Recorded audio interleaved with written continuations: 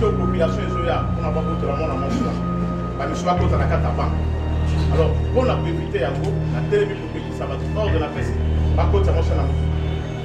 On a un otage, les temps aux Olongwa, on a la côte.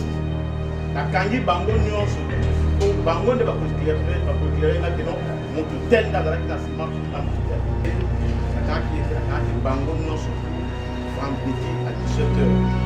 Bango ne va pas éclairer la Katia Angèle. La Katia Blindé, de Victoire au bataillon père.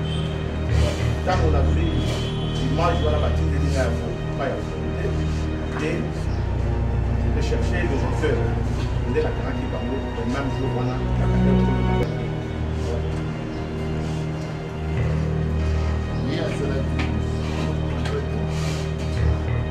Nakangaki bango nyonso oyo bazalaki na kati ya mpe mpona basambisa bango toyeba hotel ezalaki nani baye na ye batie na motuka ataki ya blende soki bokomi na karuse bamatisi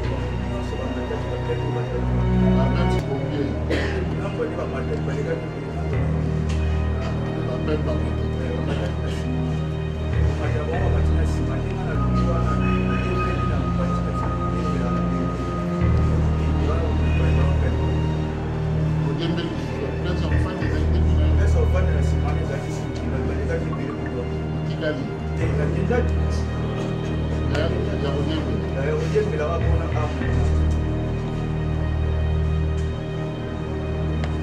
soki akoza kokosa parce que bazalaki na nsima bayebani nombre oyo bamataki essentiel était d'évacuer la ville bato bazoya mpona kowela ye alors tokosa na kati ya bato bazalaki na nsima bayebani bango nyonso akosa te atanga bakombo bato bazalaki na nsima lelo wana batikalaki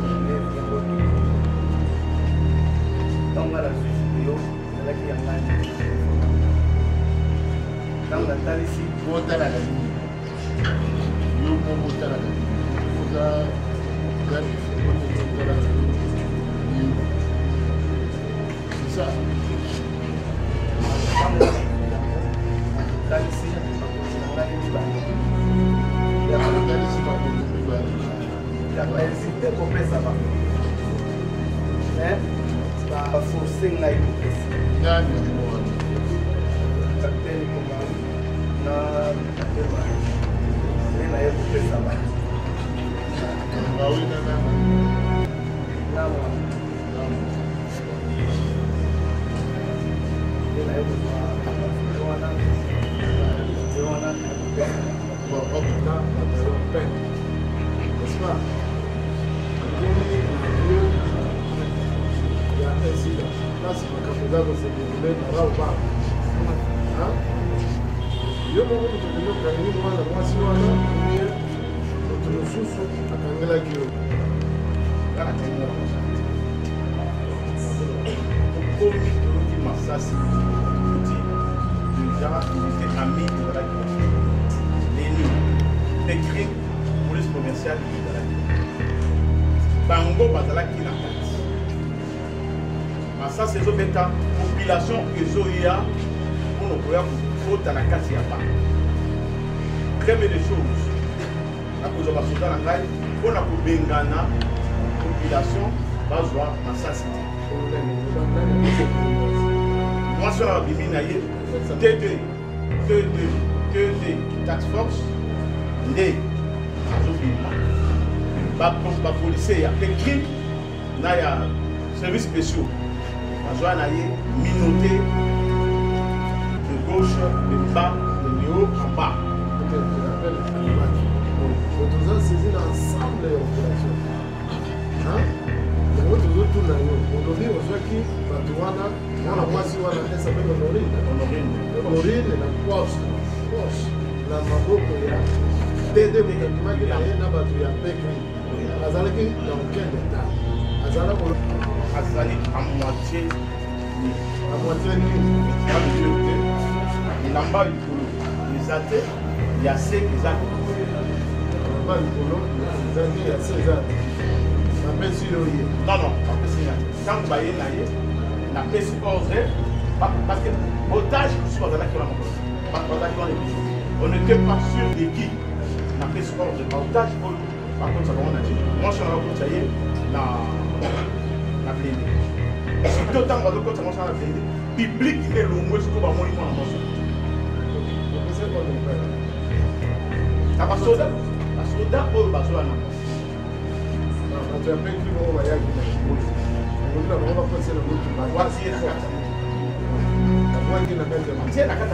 Parce que bazo ya pour la base là-bas joyer. Alors pour joyer va pour mailler.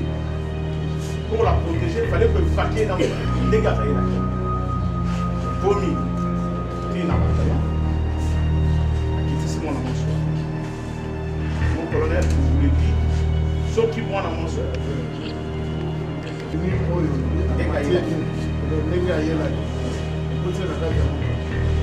Précision quand tu es venu pour Tabula, Kamen, Zalaki, Kamen Galobi, Zalaki est là. La task force. La task force, vous avez une carte, vous avez mis Valé. Nani. C'est le. Vendez du bonsoir, sur place, il y a monsieur. Il y a sergent. Hein? Il est dans la cimetière. Acclamer le jour, il y a pas de jour à quatre. Bon, on a dit que tu as protéger. C'est pour la tête de la carte, il y a un jour. C'était pour sa protection. C'est ce que nous voulons comprendre. Vous allez sur le contrôle là. Non, la cimentage. Ça a duré combien de temps? Depuis que tu as qui est là, c'est comme l'autre. C'était pour la qui est en plein c'est ça. C'était une victoire juste au bâton. Non. Le timing, il y a beaucoup d'Israéliens. Là, on le voit. Combien de minutes? Non. Côte Zaïe ou Mélakité. Côte Zaïe, vous l'avez vu. Justement, la côte ici, en général de manœuvre, dans le nouvel cas, on appelle côte Zaïe. Quand même, nous avons confirmé que vous confirmez à vous avez dit que Simabuna, yo olobi yo ne muto filmage. Hein? La image est panzai, yo muto filmage. Bateau vous avez dit na bango na 4. Vous avez dit na Batatas force vous allez. On va zalaki na 4 banane. Ça c'est mon moi c'est zalaki. Et on y va.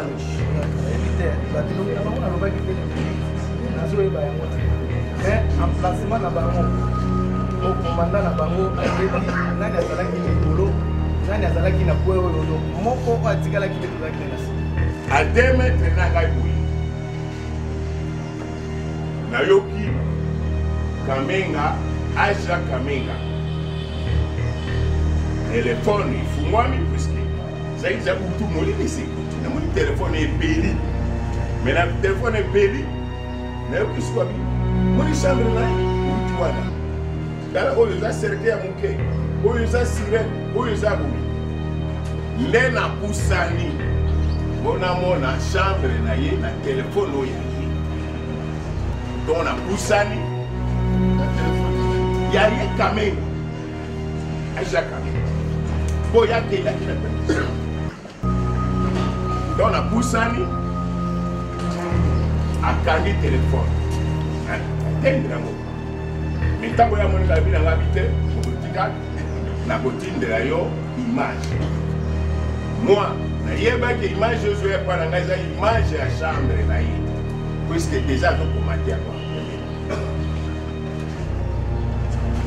kabwani na zogi ventile na kinanda kuna ndako na nani mais tango bakami biso baye na biso awa c'était atelier oyo bazosambisa ngai alobi atindeli ngai image na 22h on connaît Aja Kamenga alobi atindeli ngai image na 22h oui nakoko kia tembe place na ere wana tekonga na vérifie komoti mais na tongo vers 7h wana ndako fi na ngai ya Giza alinga sala baba kilikuwa asala oga na telefone yangu mwana kisale fi telefone fungoli na moni ma image na moni ba message ni na kati bato entre autres na namoni kombo ya Kamenga photo mon colonel na tangi oba mususu na komi na voyage ya Kamenga na image wana ebandi na bito so batu bazalia okizila muka monda image wana ebandi na chambre ya mwasi wana mais téléphone nanga za silencieux na yokaki comme to na mosiki na balo dale na moni cercle ya miniature na moni sirène na moni ba moi ba biloko wana ba chambre na moni na ba elima ya pécri ba zo ki na moni ba tango ya image wana zo sila e komi sikoyo ya mutakala elandi mutakala zo landa na moni parti moko mon colonel a Kistongo ngai na uti kosambela na koko se faire souillé office na supprimer bona zo pesa téléphone na supprimer message na tombo na sente na supprimer ezalaki ya mutakala wana ba photo wana ya Isaac Kamenga na supprimer na téléphone na PC la série c'est donc ye oyo ata présent assemblée organisative tinga image na 22h à la région c'était mais tant que biso tozalaki kuna na oba à 16h tofandi wana na salle esika ba visiteur bazali na bandi tena kotanga na téléphone na ngai na otanga ba réaction ya opération ndenge bato bazokomate mutakala eza malamu te meme ngai à 16h natangi na Facebook natangi mpe na Phoenix aucune idée ke mpe na moi wana baimage wana elekaka te mais déjà bato bazalaki nango déjà 16h 17h komate na kasi bato nyonso bazalawa oyo baza kolanda te nini opération makambo wana na batelefone na ntango oza confirme ye azosala natiraki mpenza attention te ye bandaki kosala elongo te ye moko nde akoloba soki omonaki a ndenge azofilme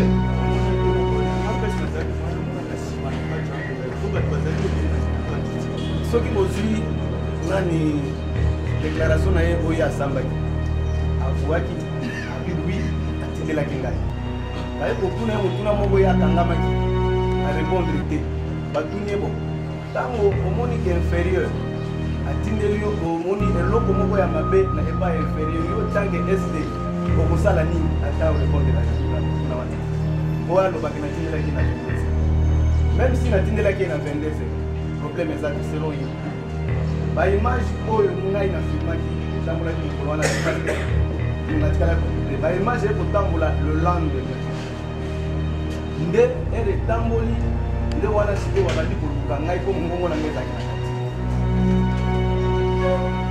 ozo alobaki natindelaki na 22 pourtant ntango ngai natindeli ye papa yo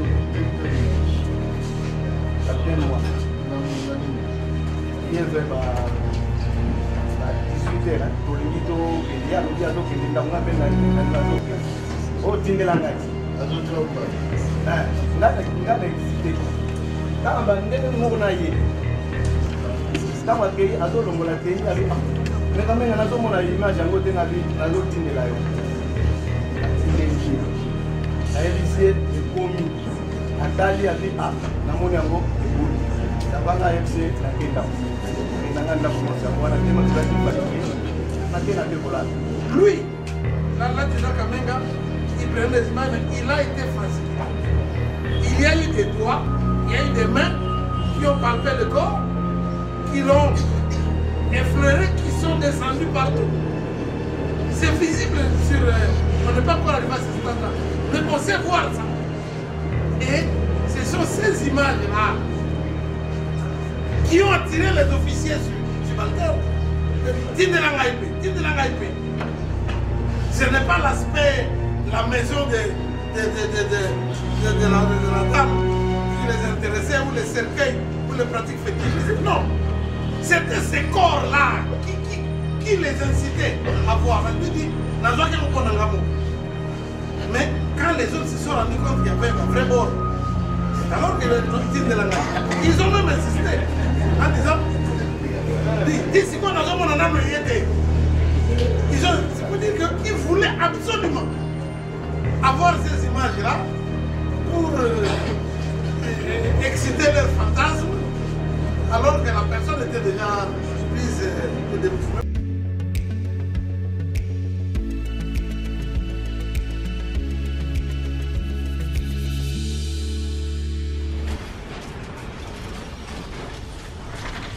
Ma mission TV, le miroir du monde.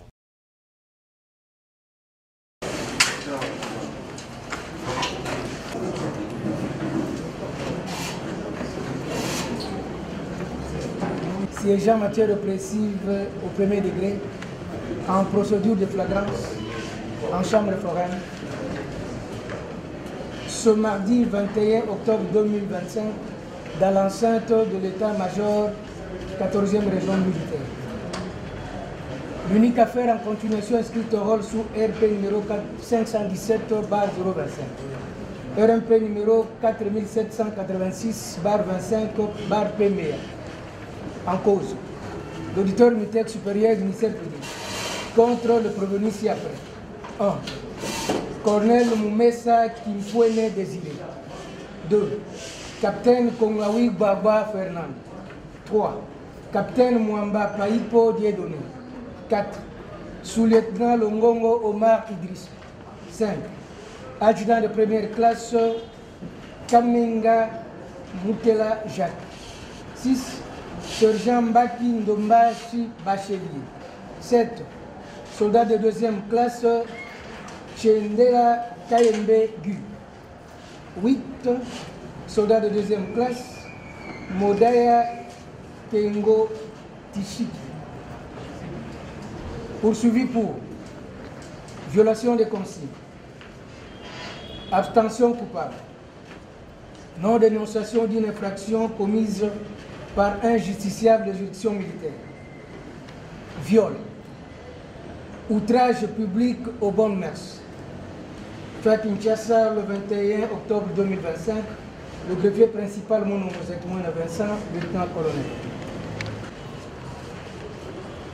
Il a été déposé sur la table une liste reprenant un certain nombre d'organes de presse devait couvrir le plan de séjour.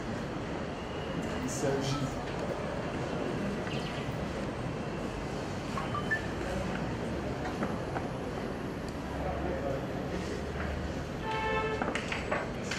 Mao Boumene, le compte de la police. Les gars, Mais voici mon colonel. vous avez déjà commencé à finir sans opposition.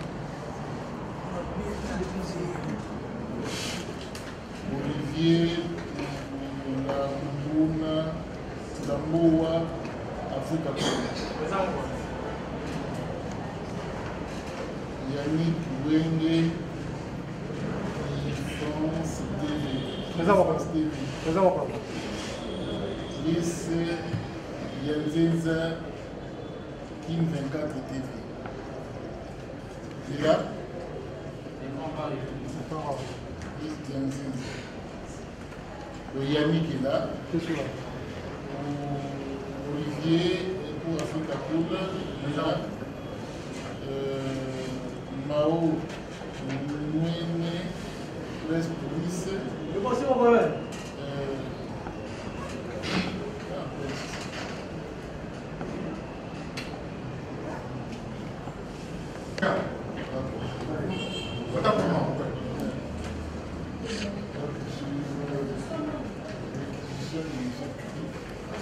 De la proposition, conformément aux dispositions de l'article 231 du Code judiciaire militaire, qui dispose que sauf autorisation expresse du président et sur réquisition du ministère public, l'emploi des appareils photographiques, de diffusion ou de capture des sons ou des images est strictement interdit et que le contrevenant serait exposé à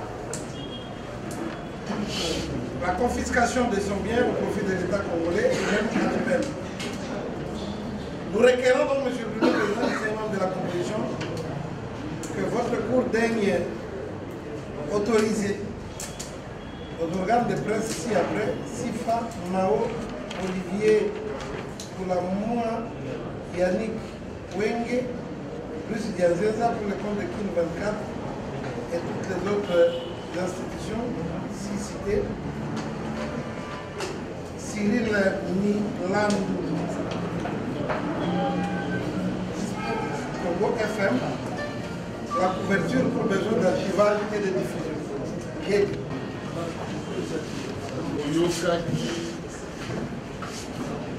Oyokaki exposé, il y a résumé des faits exposés par le commissaire public de la Salon. Il faut gagner temps et de la tête pour la parler. Le commissaire public a l'Oba qui m'a dit est-ce qu'il va gagner pour la machine? Le commissaire public a l'Oba qui ou vraiment au début de la groupe et va être capable de la commander à votre place.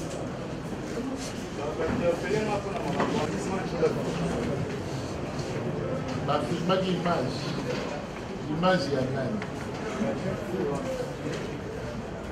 jeune fille amoyebi image bafilmaki wapi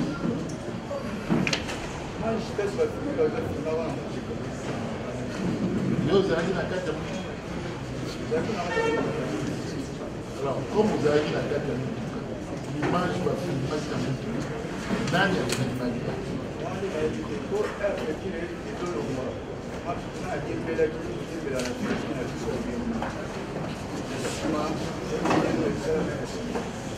véhicule oyo batiaki ezalaki motuka ya bataillon peme ezalaki motuka ya tax force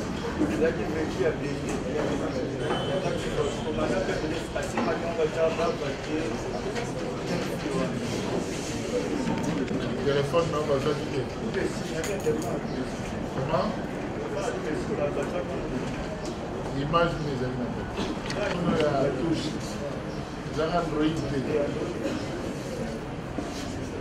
non colonel très grand frère permis je me suis et téléphone ok nakaki bango nyonso vendredi à 17h au bango nde bazalaki na kati ya engin na kati ya blindé de victoire au bataillon père ntango nazwi image wana batindeli na yango pa ya autorité et rechercher les auteurs nde nakangaki bango le même jour wana kaka heure oyo nazwaki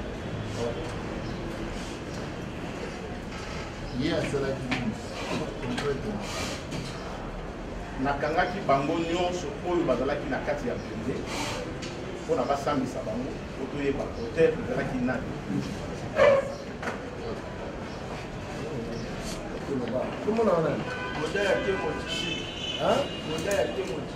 modai ya kengo tishi auki koloba awa ye azalaki na kati ya molete ye azalaki ya kobiembela na libanda amonani ndenge bafilmaki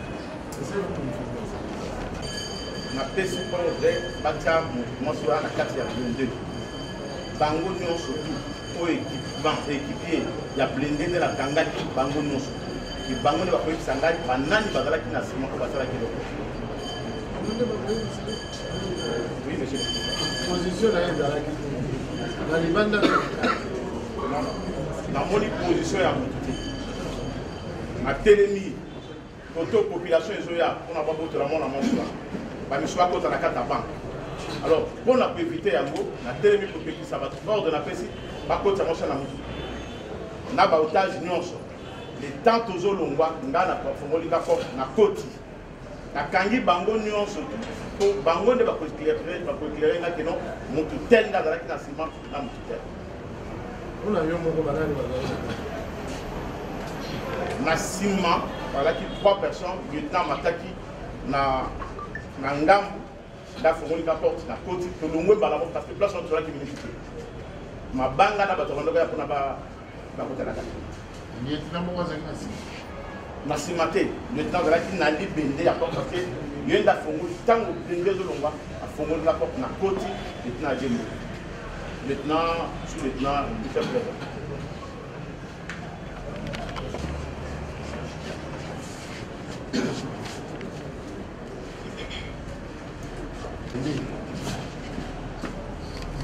ngai mutu nautaki na bablende kobanda base oza chauffeur nazali commandant nazali chef peloton yo outi na blende banda base logistique ki na victoire nautaki na blende ezalaki na vers 10 heures kobanda wapi nautaki na blende kobanda base logistique ti avant okoma na rond-point victoire na ndingisa ya nani ezalaki na ningisa ya commandant task force ya seconde général Dede Tchada ozalaki combien na kati nazalaki na de blende na jipe moko blende oyo okotaki ozalaki na de blende ozalaki na kati ya bakamion mibale te okamola kamion nini okotaki ozalaki na kati po ozalaki na banani ngai moko nazalaki na jipe ya task force numero 004 blende ya liboso ezalaki na sergent Mbaki Ndombasi Bachelier ezalaki blende 019 blende ya mibale ezalaki blende 050 ezalaki na sergent Akundwa Mbanza Trésor blende oyo batiaki mwana mwasi wana ezali ya liboso to ya mibale ezalaki blende ya liboso 019 019 wana moto azalaki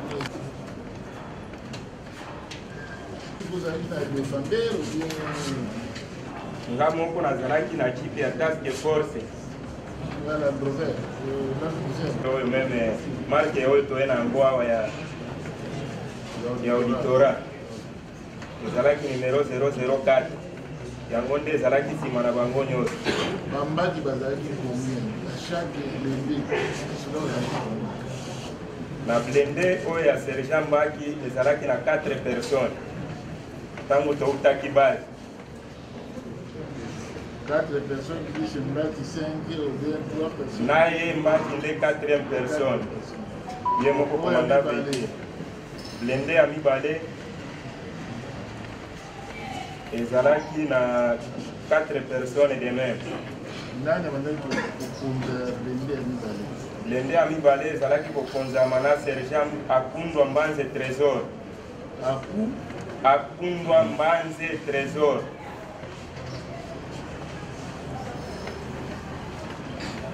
nande bato lesaki mpesi ye moko mine boye mo colonel nde mama wana batiaki ye oyo bakangaki batiaki ye na blende oyo ya Mbaki batiaki ye na blende oyo 019 oyo sergent Mbaki abandaki kokomande kobanda base ti esika tokutanaki na colonel Désiré Mumesa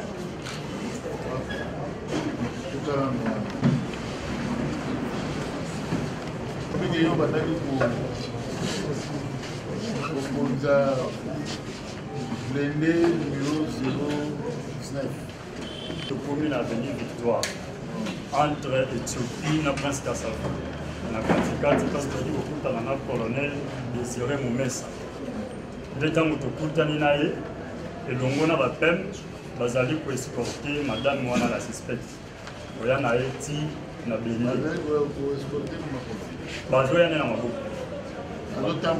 bazomema ye donc na mwa brutalité ndenge ezalaka na poro we bongo bazali koya na ye vers blende oyo nga nazalaki ntango bakomi liboso nga na kiti naleki na rider na nsima bapem baye na ye ti na nsima ya motuka batomboli bakotisi ye na kati batie na rider letange commanda véhicule fo namona nini to nani azokota ntango bamatisi ye elongo na bapeme bamati na kiti nazonga na poste na ngai ya commandement liboso ya motuka na moma wana directement motuka ekomi kosala manevre ezonga vers nzela toyaki babeti portière batelemi na fongoli portière na kati na tala na moni colonel Désiré na kati ndenge nakangaki portière ablende na tikali sur place na victoire nakendaki na bango lisusu ntango bazoboya kokokisa suspect alataki bilamba ya couleur nini ntango bazwa na suspect azalaki na colant ya noir ne elamba likolo ya noir na colant wana ezalaki déjà na niveau ya genou na se na ye eloko eza te colant na niveau ya genou elamba ya likolo ya kokatana bomwasi nde nyonso libanda ndenge yango wana mokola ablende bapeme mibale babakisa aye nde bazalaki wana nzange bazalaki nano ebele bazalaki ebele nde bakotisi ye na bapeme wana bafandi na kati na nsima na rivière wana na suka ya motuka wana longwe na kota vike naza komanda véhicule nazalaka na droite ya chauffeur ifo nazonga wana ntango na ye nafongoli portière namoni colonel na kati mon colonel nakangi portière natikali na se napesami mpa chef plateau na nga bino colonel abi azwi blende mpo aévacue ye noki na place oyo nde kotikala nga natikalaki na victoire yango wana tireur chendela kaye il azalaki tireur 12.7 likolo fusilier modaya na flanc droit ya motuka azali mibale modaya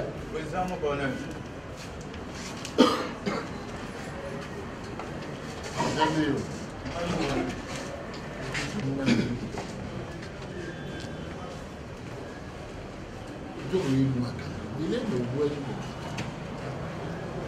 est-ce que bomonaki ntango baye na mama wana alataki ndenge alataki kola moko ya noir na melamba moko ya noir nyonso ezalaki okana ya baoya na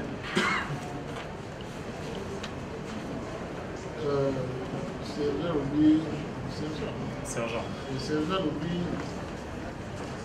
kola ya se presque na bageno bongo moko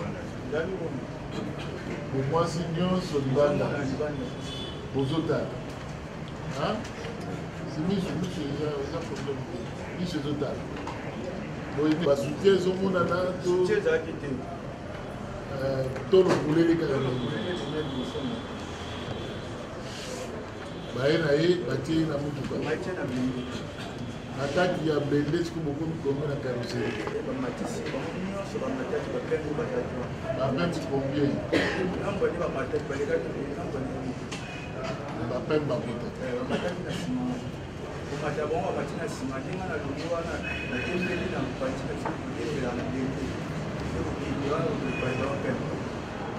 odembeli place ya kofanda ezali nde bino place ya kofanda na nsima wana ezalaki simukila balekaki ebele mokwana otikali te nakendaki ya kodiembela kodiembelaka mpona arme na mata soki akonika kokosa akozala malamu te parce que bazalaki na nsima bayebani nombre oyo bamataki l'essentiel était d'évacuer la ville bato bazoya mpona kowela ye alors tokoti na kati ya motuka bato bazalaki na nsima bayebani bango nyonso akosa te atanga bakombo ya bato bazalaki na nsima bango nde bazalaki na nsima oyo nakangi nde bayebi ba misusu mbaki alobi c'est ça non à part bino misala ezalaki ngai comme tireur komanda sergent mbaki na chauffeur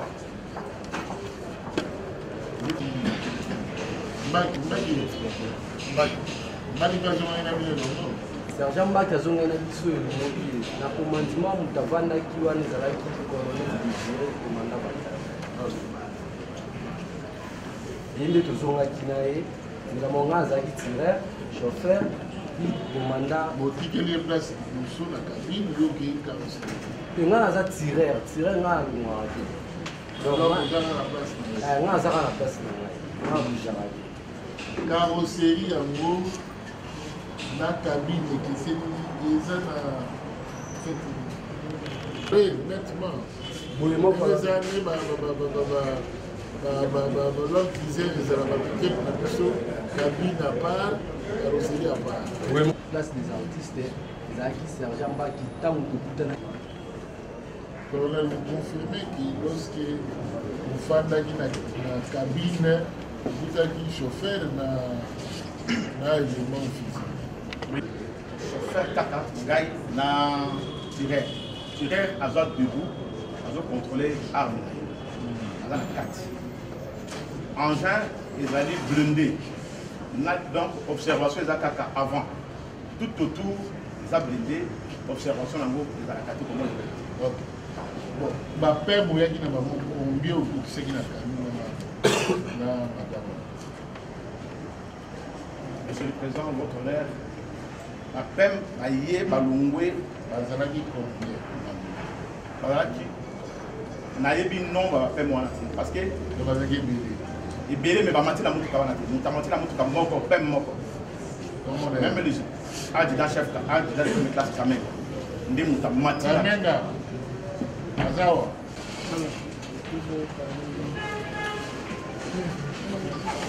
wana mwasi wana mozwie na circonstance nini epuis ngonga nini boye koambarke na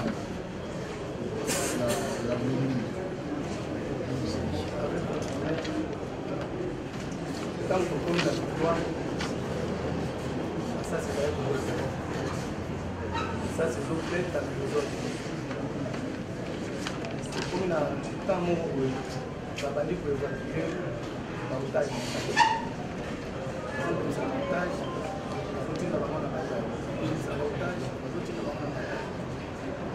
Et moi, je vais vous dire que la bataille. Il faut que tu aies la minute moko omoni bazoya na motu moko bazoya na vitesse na motuka na maboko bamemi ye kore obe bazoya na ye bazoya na ye donc bao basimbi na makolo bao basimbi na maboko bazoya na ye ntango bakomi na ye wana omana apesi ordre bamatisa ye na bango wana VTT ndeko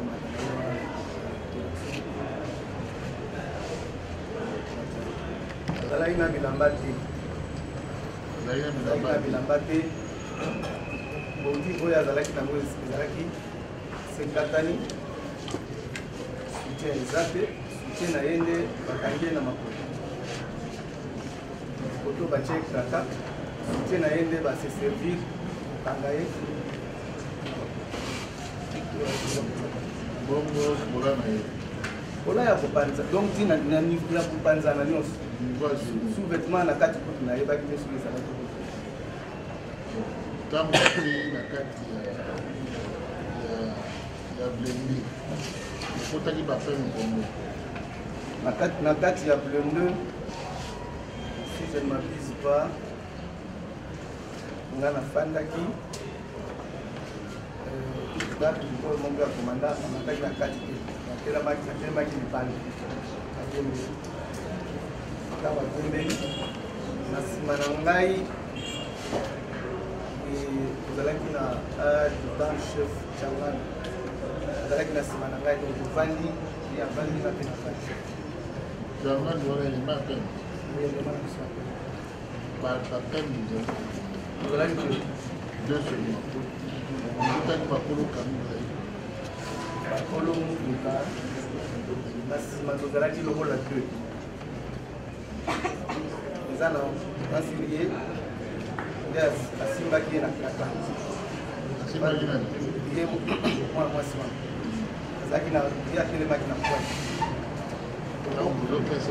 loboko na ye oyo atie likolo ya kabine ya motuka oyo atelemi mwana mwasi na kraka parce que kuna na nsima azalaki basi bakangi ye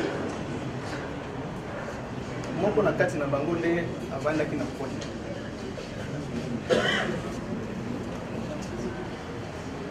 yakomaki bref na bango tema nasala na bango te mpona retenir ke akomaki ntina camp parce que na nzela motuka etelemaki bamataki biso nyonso destination ntina camp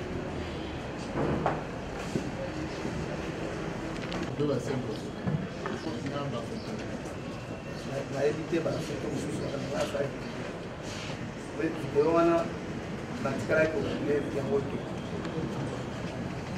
ntango nga nazwi video ezalaki ya ngai moko na telefone na ntango natalisi otalaka nini yo moko otalaka nini oza otalaka yo video c'est ça ntango nazwi yango natalisi bakonzi na ngai mibale natalisi bakonzi mibale ya bahésite kopesa bango mais baforce ngai kopesa nani yango wana capitaine Komari na capitaine Mari nde naye kopesa bango bawina nani na mwana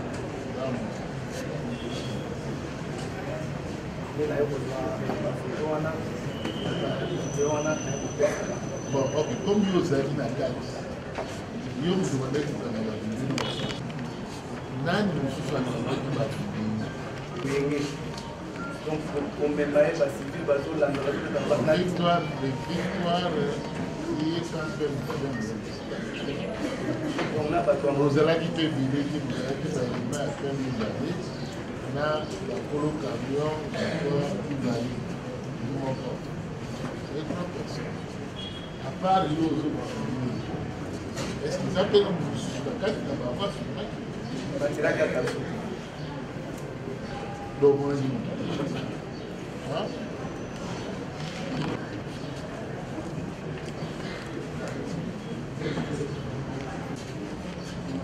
bato babandaki koya na mwasi wana pori apparemment presque nini oya na ye likolo to bavolage non ekesisaki bamine na maboko bamisi na maboko bazoya na eloko ya ngulu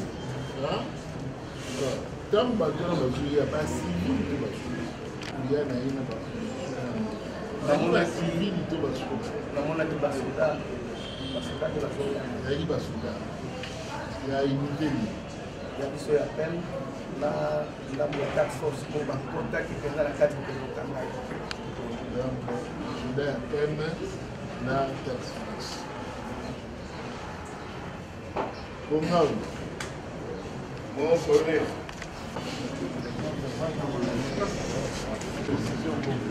ngai naza na eloko bati kila moto na blende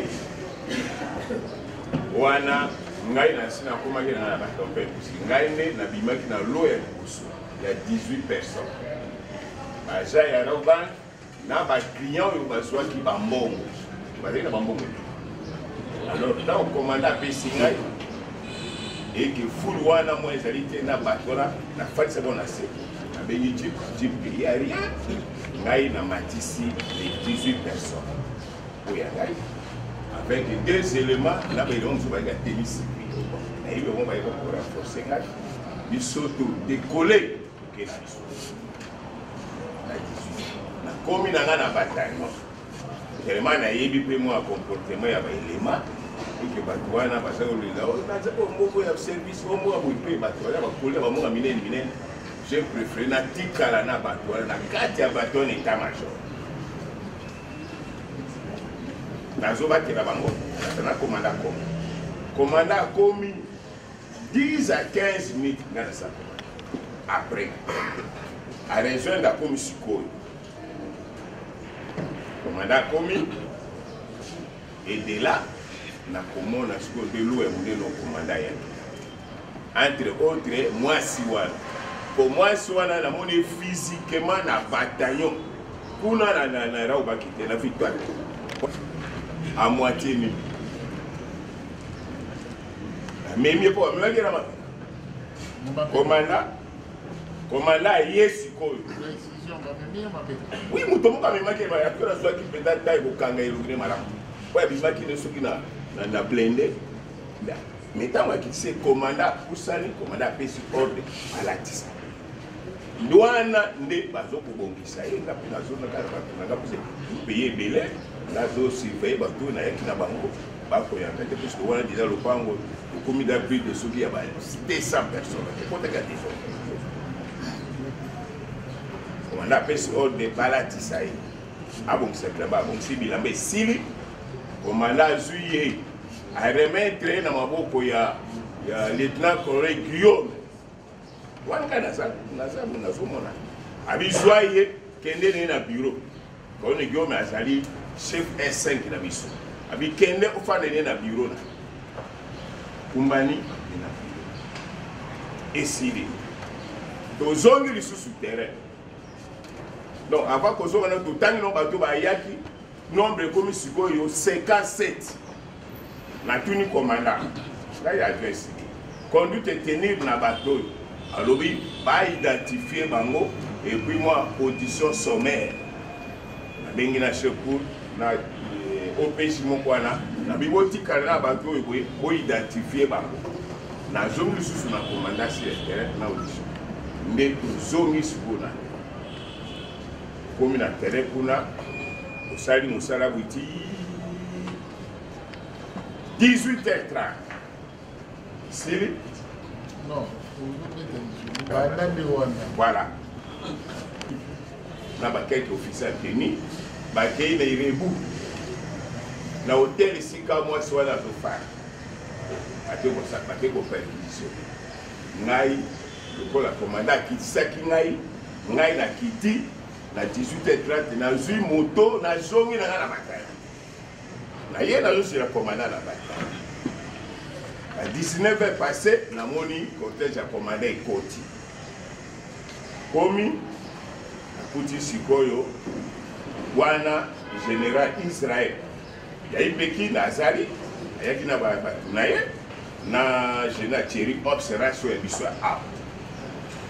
Mokonisation na bangwana pembeni ici. Tellement la troupe mwana zake belé. À 2 mètres na ngai boye. Nayoki Kamenga, Aja Kamenga. Téléphone, il faut moi, puisque ça y a beaucoup de monde de ses côtés. Le téléphone est payé. Mais le téléphone est payé. Mais où est-ce que mon chambre là, où tu vois là?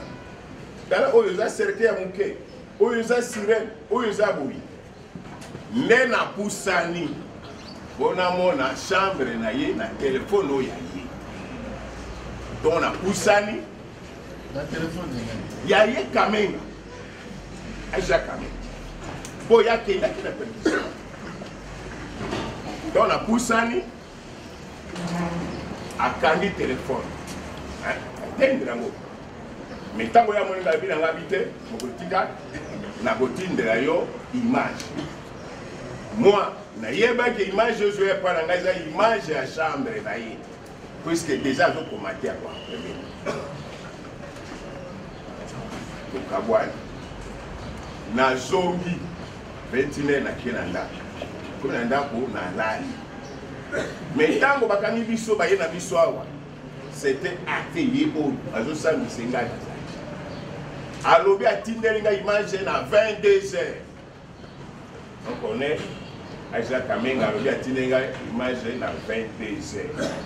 Oui, na koko kia timbi place na elle wana te ponga na vérifier que moti mais na tongo vers 7h para nda fina nga ya 10 alinga sala mwa ba telefone asala oka na telefone yango aki mwana pesa leta na fi telefone fungoli na moni ba image na moni ba message ndenge ezalaka ba tongo de toka entre autres na moni kombo ya Kamenga atindelinga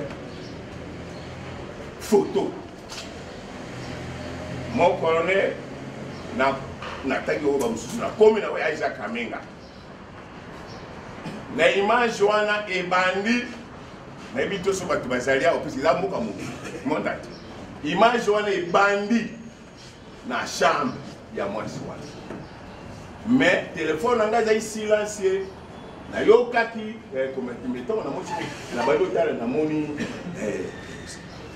cercueil ya miniature namoni sirene namoni babiloko wana ya bachambre namoni mpe na baelema ya pécrime bazwaki mpe namoni bango ntango ya image wana ezosila ekomi sikoyo ya mutakala elandi mutakala ezolanda namoni parti moko mon colonel ezalaki tongo ngai nauti kosambela nakoki kosefe suir te sambela office na supprime mpo nazopesa telefone na supprime message oyo na tongo na 7h na supprimaki ezalaki ya mutakala wana bafoto wana ya Isaac Kamenga na supprime nazwi telefone ngai napesi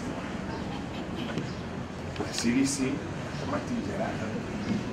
donc ye oyo aza présent asambi awa atiminga image na 22h awa na région c'était actif mais ntango biso tozalaki kuna na obaki à 16h tofandi wana na sala esika bavisiteur bazali na bandi deja kotanga na telefone na ngai naotanga baréaction ya opération ndenge bato bazokomate mutakala eza malamu te meme ngai a 16h natangi na Facebook natangi mpe na Phoenix aucune idée ke mpe na moi wana baimage wana elekaka te mais déjà bato bazalaki nango déjà 16h 17h komate na reste bato nyonso bazali awa oyo baza kolanda te nini opération makambo wana na batelefone okati na bareaction est-ce que vous dites aussi pour la place à vous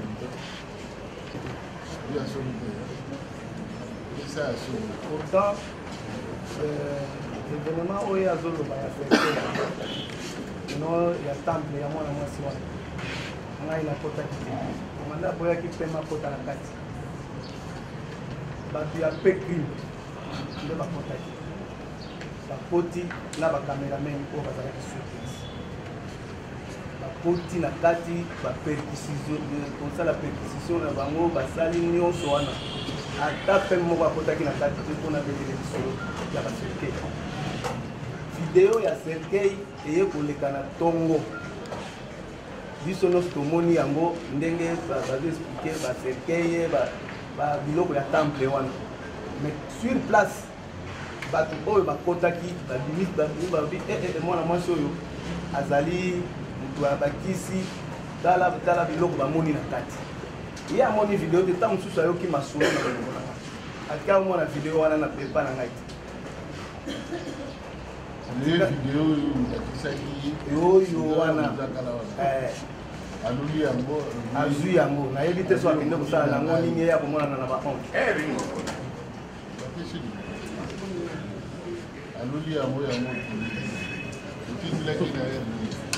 ntango ye azolobaki 22h wana soki bozwi nani déclaration na ye oyo asambaki avouaki abi wi atindelaki ngai baye kotuna ye motuna moko ye akangamaki arépondre te batuni ye bo ntango omoni ke inférieur atindeli yo omoni eloko moko ya mabe na epa inférieur yo tanke sd okosala nini atala korépondre na motuna wana oyo alobaki natindelaki na 22h même si natindelaki na 22h problème eza te selon ye baimage oyo ngai nafilmaki etambolaki mokolo wana natikala kopublie baimage ekotambola le lendemain nde ere etamboli nde wana sikoyo babandi koluka ngai mpo mongongo na ngai ezalaki na kati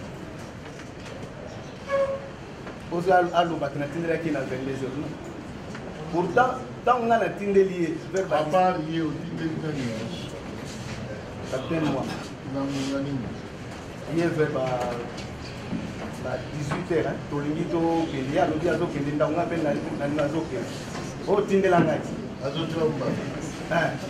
nga na exite ntango bandenge moko na ye ntango akei azolongola teni abi mekamenga nazomona image yango te nazotindela yo natindeli ye nayebisi ye ekomi atali abi a namoni yango eboni nabanga fc nakenda okendanga ndako nyonso yango wana tema tozalaki fatike nake na mpe kolala alors lobis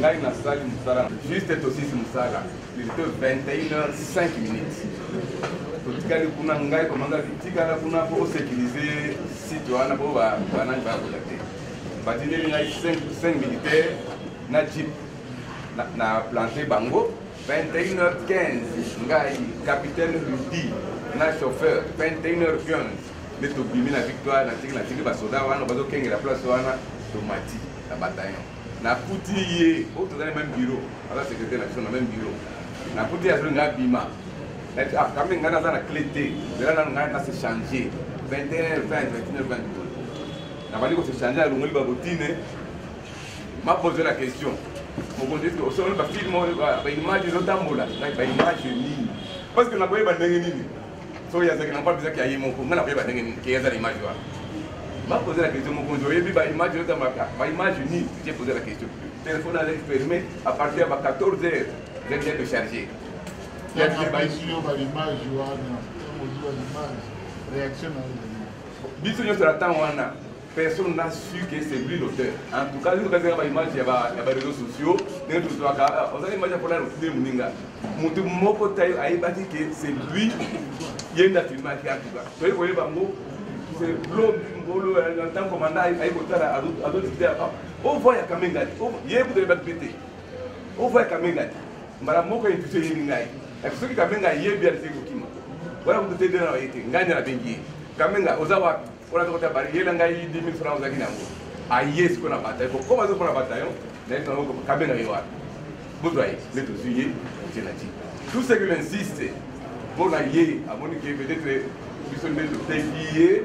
Contre un système, ngani na bengi siko mpolo muna kangi ngani na bengi botan to yibi ke za fona ye komanda to te o ba kamenga ba ko rizina ba SD ba confirmer no za ba kamenga so kamenga yebi apolimo moi qui l'appelait na bengi oza wa tona za na barabara na biyaka ya ko sanga 10 000 francs ngai ayebe mbango na tennis civil a côté la bataille ayeba ki pété ko ko azo ko maman na seigneur commandant manda ba ko to ko tena chief c'est que c'est passé c'est pourquoi il a insisté que juste qu'il 21h04.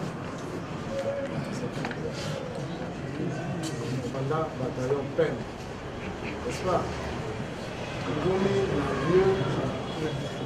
Il y a un incident. Là, c'est ma capitale qui s'est déroulée dans la Raoba. Il y a un moment où tu peux nous gagner, moi, si on a, ou bien, nous nous sous à Kangela Kyo. Là, la Kangela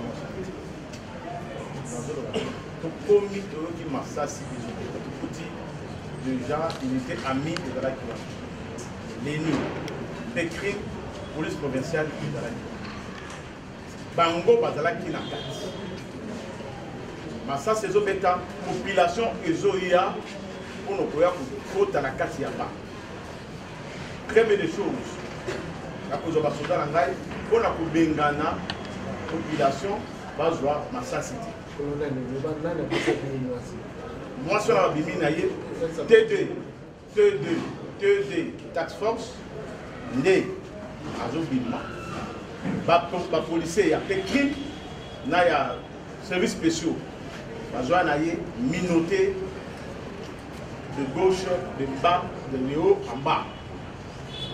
S'il vous plaît. TD William, colonel William. Batu ba memiye, batu ya Pékin, na ba policier mosusu. Donc batu ya Pékin na comment on a là nga na za ko se focaliser pour na batu bazo ya siko pour na bazo moi na moso na docteur.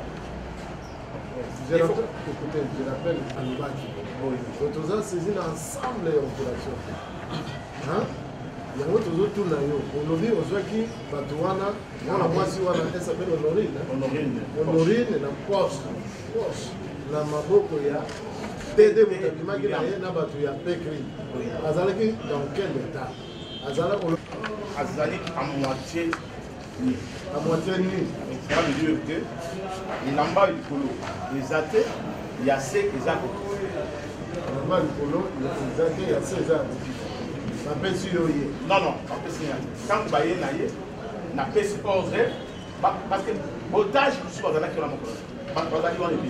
on n'était pas sûr de qui na pesi ordre otage par contre ça va on a dit moi je suis là pour ça y est na blindé surtout tant que quand ça commence à blindé public ne l'ongwe ce que va moni mon amour je peux c'est ordre faire ta basoda oyo bazoa na mo tu as pris crime au voyage qui n'a oui et là on va passer la moto voici na kata la voie qui n'a kata moto na kata moto parce que bazoya pour la ba la base joyer alors pour joyer ba ko maye pour la protéger il fallait que vaquer dans les dégâts ça y est là commis qui n'a bataillon qui ici mon amour mon colonel vous l'ai dit ce qui moi dans mon soir ni oyo lobi amatie ni ndenge ayelaki ekoti na kati ya motuka alors précision ndenge tozi awa na kati ya motuka kuna kamenga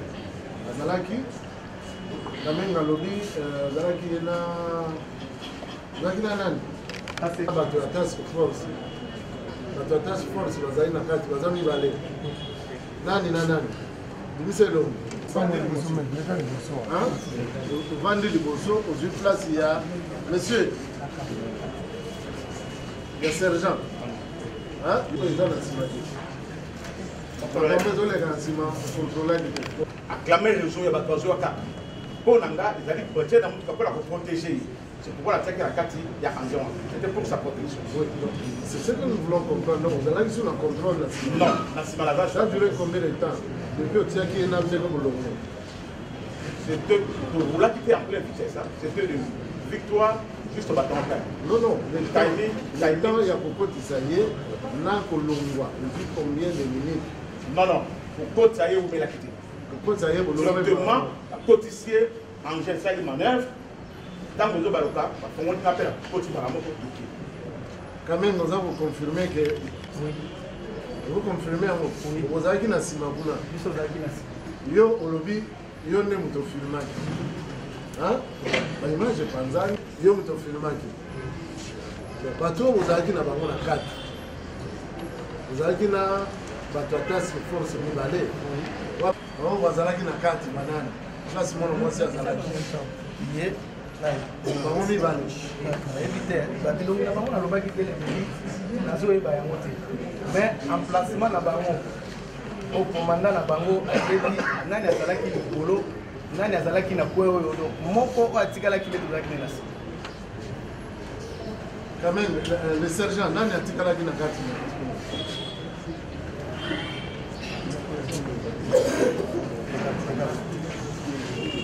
mon colonel nayebi te konga natikalaki na ozalaki na bato misatu bato misatu oui chauffeur aza na place tireur atelemi troisième wana nde atelemaki na flanc droite ye modale nde nde atelemaki na flanc droite ya blende tiko balusa blende nde bakena bato wana nga natikali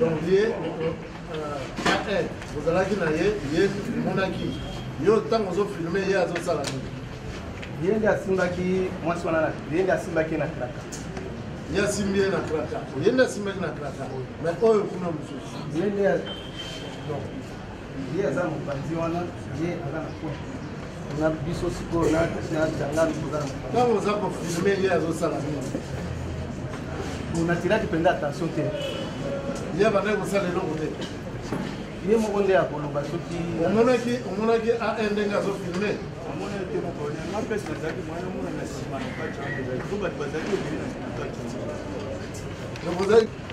bango nyonso plan droit oyo ozoloba oyo abi ko découvrir moto azalaki na plan parce que eza na loboko loboko nayebi te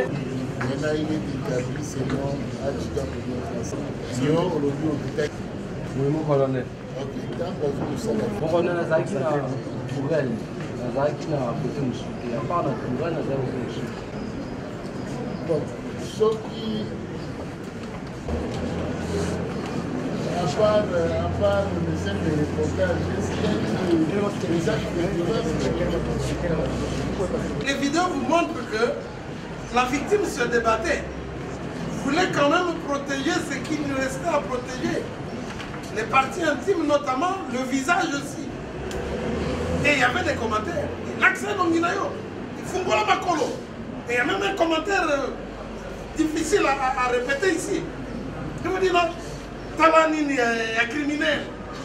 C'était une exposition. Une exposition que tout le monde pouvait observer. Et il y avait des mains qui est en train de manipuler ces corps-là comme si ils fantasmaient déjà devant ces corps-là, monsieur le Premier Président, du membre de la composition. Et lui, l'adjudant Kamenga, il prenait les images, mais il a été facilité. Il y a eu des doigts, il y a eu des mains qui ont palpé le corps, qui l'ont effleuré, qui sont descendus partout. C'est visible sur... on n'est pas encore arrivé à ce stade-là. Mais on sait voir ça. Et ce sont ces images-là qui ont attiré les officiers sur Balter. Ce n'est pas l'aspect, la maison de la dame qui les intéressait, ou les cercueils, ou les pratiques fétichistes. Non. C'était ces corps-là qui les incitaient à voir. Elle lui dit, mais quand les autres se sont rendus compte qu'il y avait un vrai bord, c'est alors que ils ont même insisté en disant, c'est pour dire qu'ils voulaient absolument avoir ces images-là pour exciter leurs fantasmes, alors que la personne était déjà prise au début. Mais maintenant, lorsque le Mondaï vous dit que non, lui n'était au courant de rien, il ne voyait rien. Enfin, il faut qu'on pose d'abord la première question. Est-ce que Mondaï, c'est qui? Bak, il y a des tireurs. Tireurs de Tireurs. Au tourelle, non, au côté de la gare. À la cabine. Partir de la cabine. À partir de la cabine. La promoli portière, la côte. Oui. À partir de la Kuna, si vous voulez. Vous avez la carte. À partir de la Kuna même. Tant que on a quand même. Pardon, mon colonel. Moi, si tu as besoin de négatif, mon colonel.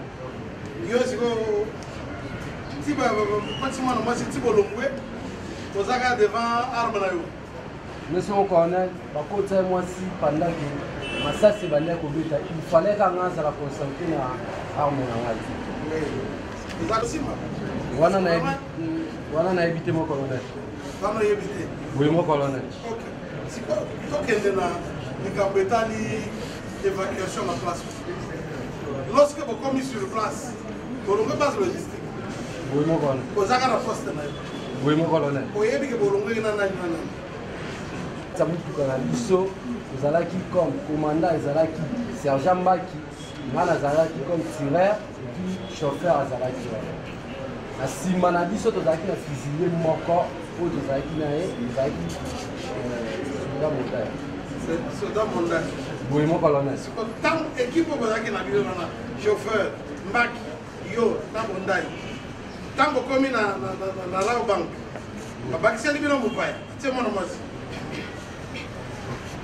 c'est ça. Voilà mon été, mon colonel.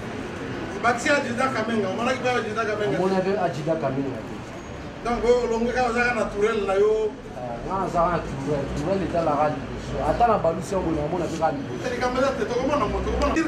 ce qui concerne la victime, nous l'appelons victime évidemment, parce que nous sommes dans la procédure qui instruit les faits à charge de ceux qui l'ont violenté. Mais il y a une procédure aussi à charge de ce qu'elle a fait comme personne ayant commis l'infraction. Faisons la part des choses dans un état de droit, tout est soumis au droit. À ce stade-là, monsieur le Premier Président, c'est l'adjudant Kamenga qui est pratiquement le cerveau. Maintenant, le sergent Mbaki, par exemple, placé au Guéyon de Zagina Katsamutuka. ozwaki na flanc gauche nde balobi bongo Bon, yango nde natunaki bien expliqué que de dire flanc peut-être alingi amikoyeba te situe biso kaka azalaki na position nini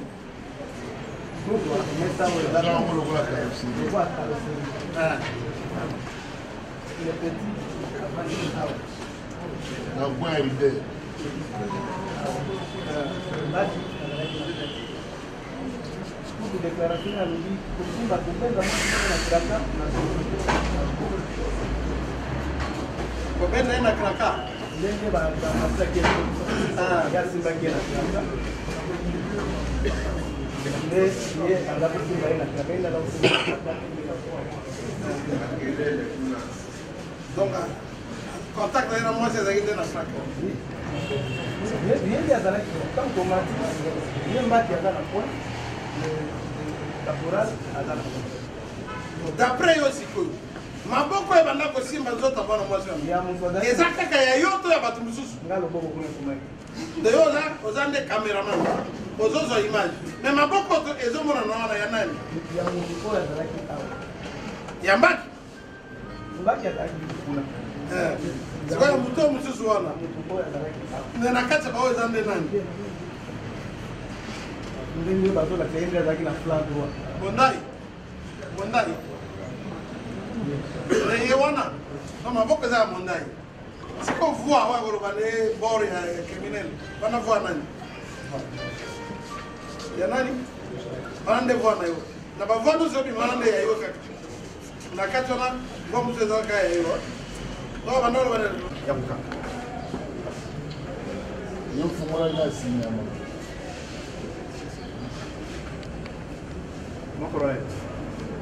na soki botali image po bolobi bokotala yango mwana mwasi aza na elamba na ye na nzoto natuni ye mpo nayeba arme nini ezobeta e bazali combien arépondre ke azalaki ye moko arme liprime oyo mokangaki nango ezali arme ngai namoni mwana mwasi bapesi ye ntango bato bazopesa ordre ya matie na motuka main vide minoté pour éliminer la précision puis interview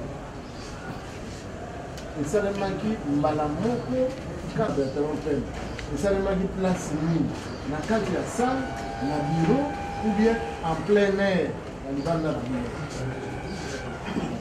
en chaud tozoka wana lisolo ezobeta bataillon pem ezali entouré na bato bauti victoire partout bazolanda na porte ya bureau bazopesa ye na maboko ya S1 nde nazotuna ye ozalaki combien mandoki nini oyo ozobeta ozofilme yo moko moto ozofilme ou bien moto mosusu non moto te moko wana ngai moko moto afilme mwana mwasi mpona tinda ngo epai rapport d'enquête to rapport de classe oyo okanga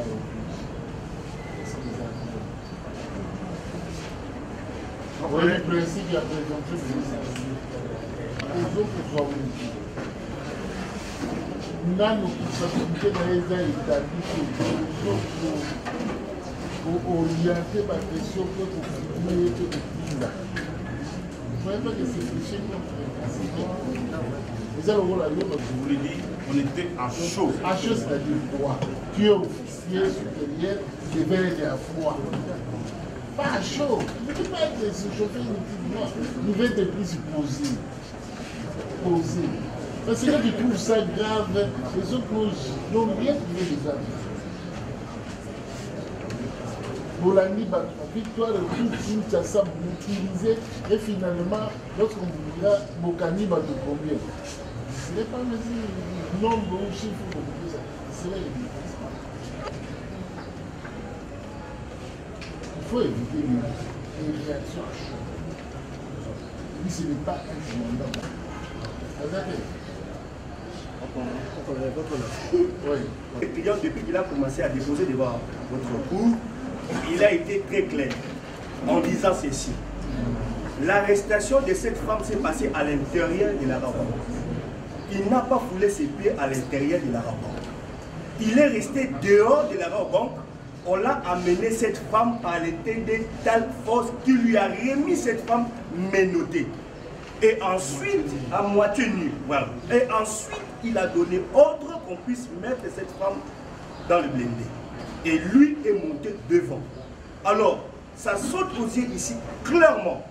Tous les prévenus ici devant vous qui ont déposé, ont dit clairement que tout ce qui s'est passé derrière dans le blindé, les colonels ne connaissaient absolument rien. Donc ils ont filmé, ils ont tous fait tout ce qu'ils ont fait ici. Les colonels ne connaissaient absolument rien. Ils sont partis, ils sont descendus au bataillon PEM au camp Lufungula. Pendant qu'ils sont arrivés au camp Lufungula, plutôt au camp Kokolo, le capitaine Bongaoui a dit ceci devant votre tribunal que le colonel a dit, le commandant a dit, bon ça y est. Et ensuite, par rapport à cette vidéo que vous êtes en train de dire ici, est-ce que, à son niveau colonel, full commandant du bataillon, faire une vidéo et publier? Non, il a dit clairement que cette vidéo, il n'a pas, non, monsieur le Premier Président, il a un rapport à son hiérarchie, notamment le commandant. Votre entendement. Au niveau d'entendement, il faut aller lire la loi ce qui concerne la publicité, la presse. Monsieur le Président, les vidéos même qui fait le tour sur les réseaux sociaux, vous ne voyez nullement les vidéos du colonel en train de terminer cette femme. Même le ministère public n'en a pas. Il n'en a pas. Il n'a pas cette vidéo que le colonel est en train d'interviewer cette femme. Et puis le colonel ne peut pas intervenir cette femme nue ou soit à moitié nue. La Cour voulait savoir. Mon colonel.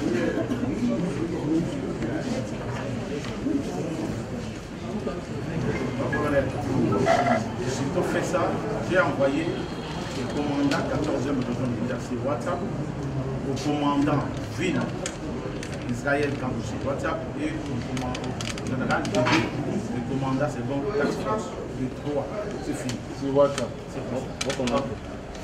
Merci. Monsieur le Premier Président, nous saluons votre sagesse, laquelle nous la considérons une haute sagesse parce que nous de la défense, à un certain moment, on était en train de se sentir déjà un peu mal à l'aise.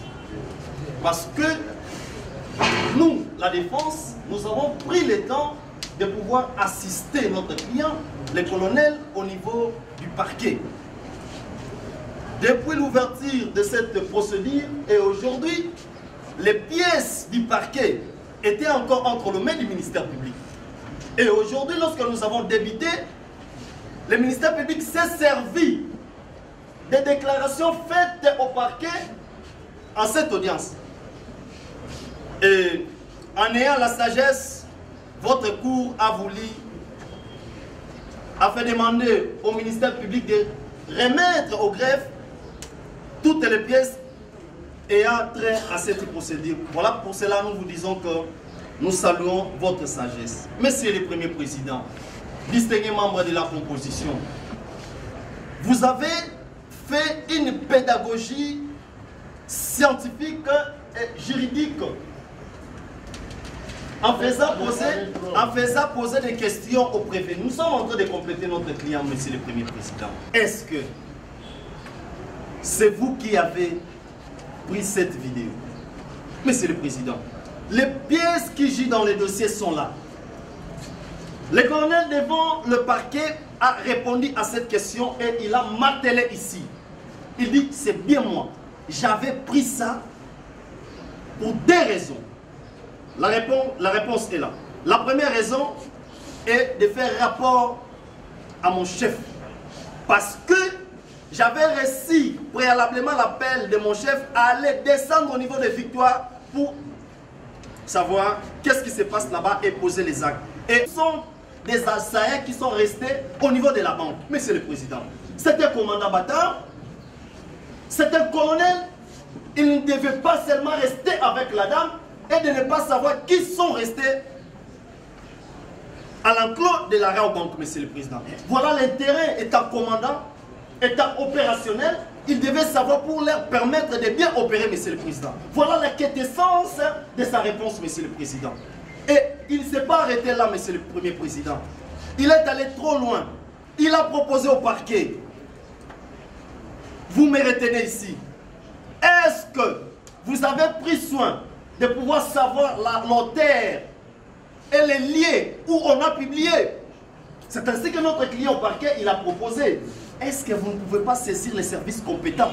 Vous ne pouvez pas requérir, Monsieur le Président. D'ailleurs, c'est une demande, Monsieur le Premier Président, distingué membre de la Cour. La défense du colonel fait une demande au besoin de pouvoir requérir les services compétents pour savoir que pendant que cette vidéo était en train d'être montée, où on posait des questions à la dame, il y avait beaucoup de gens, à gauche comme à droite, qui prenaient les vidéos, Monsieur le Président. Parce que nous sommes en collectif, sous votre autorisation, Monsieur le Président. Je sais que cette cour est très sage. Début même l'opinion et votre cour risque même de s'orienter par une voie d'erreur. Comment je dis ça? Tout en répétant la j'attends vidéo. On parle de quelle vidéo? Nous devons situer la procédure, puisque l'instruction déjà, vous ne nous avez pas aidé dans le sens où on instruit prévention par prévention. C'est que nous traitons ça, nous partons. On est en train d'instruire de manière générale. Ça, c'est un constat que je relève. La Cour peut regarder à tout moment, on est encore au début. Deuxièmement, dès l'instruction, il semble, et vous écoutez aussi, qu'à partir de la banque, la dame était déjà à moitié mise. Alors, parlons-nous des vidéos à l'intérieur de la banque. Parlons-nous des vidéos de la banque vers la Jeep, de la Jeep vers le camp, le bataillon ou déjà au bataillon. Quand vous nous situez à ce moment-là, on sait éventuellement faire la différence de ce genre d'éléments pour qu'on comprenne mieux, puisqu'on risque de pas... Moi j'ai filmé, on risquerait de croire que le colonel Désiré a filmé cette femme nue. Donc merci. On risque... Nous n'avions pas les infractions, mais il nous a donné tous ces éléments. À travers la narration, c'est un peu éventuel de devenir juste là, de visualiser ces données. La Cour a entendu et la voix de certains prévenus parlaient des vidéos. On a dit que ça la vidéo. On a dit que ça l'image. Assaini image. Oh, le coup de image. C'est comme ça que nous sommes. C'est déjà les premiers indices qui nous servent de piste d'exploitation. C'est comme ça que la Cour est en train d'exploiter ces images-là. On ne sait pas les images, il y en a combien de versions. On a entendu encore dans l'ordre de l'instruction que le colonel aussi avait fait son vidéo. Ah, donc il y a les vidéos de l'adjudant commercial, il y a encore une autre vidéo version colonel, sur base de laquelle il s'est servi à faire rapport à sa hiérarchie. Il y en a autant. Donc, tant de téléphones, peut-être, tant de vidéos. Donc, il viendra un moment où la Cour va requérir la haute unité, les instruments appropriés de la diffusion de ces audios. Tout le monde contradictoire, certainement, les avocats. Il y a encore une dernière phase, la comparaison. La victime doit comparer tout en préservant sa mesure avant. Qui dénigre la personne et qui met à la place publique pratiquement qui outrage les mœurs à travers des attouchements. Et ça, c'est poursuivi aussi dans un autre cadre. Donc, il y a deux séries de vidéos si on doit parler dans ce sens. C'est qu'on a retenu la violation des consignes pour avoir utilisé les appareils et des images sur les lieux des opérations, et que de l'autre côté, quand nous parlons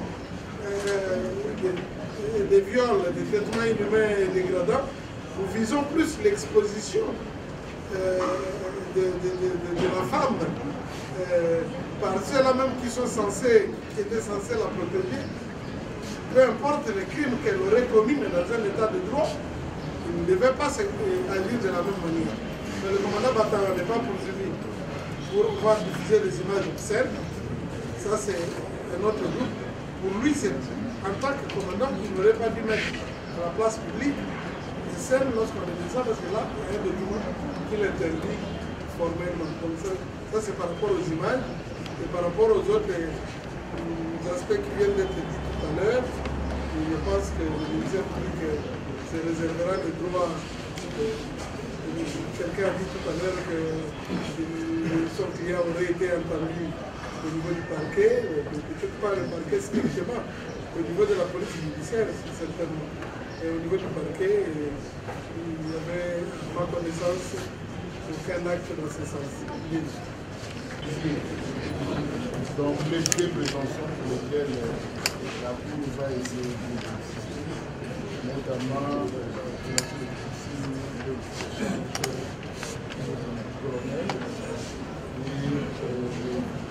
l'usage de vin sexuel dans le sol, la charge des autres vidéos qui ont diffusé des vidéos à caractère humoristique.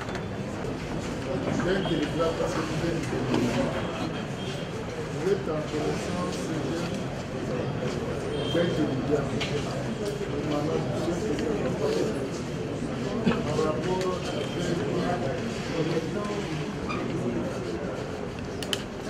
la diffusion des images pendant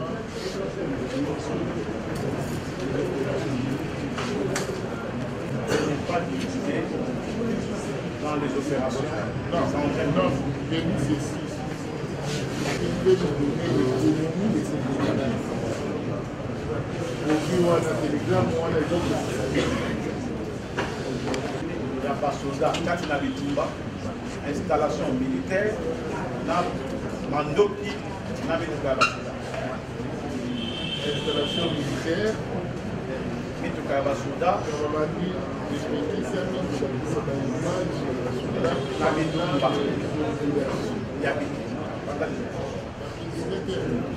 pendant les opérations. L'image et l'opération l'image de l'installation militaire.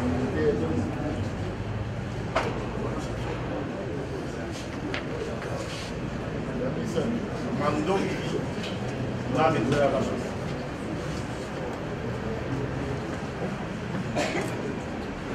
Donc, il a jeté mon candidat à la. Ok, c'est pas une période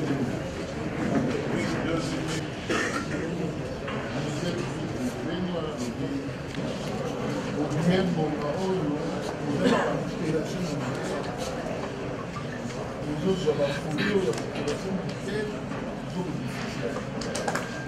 Les autres urbanisés.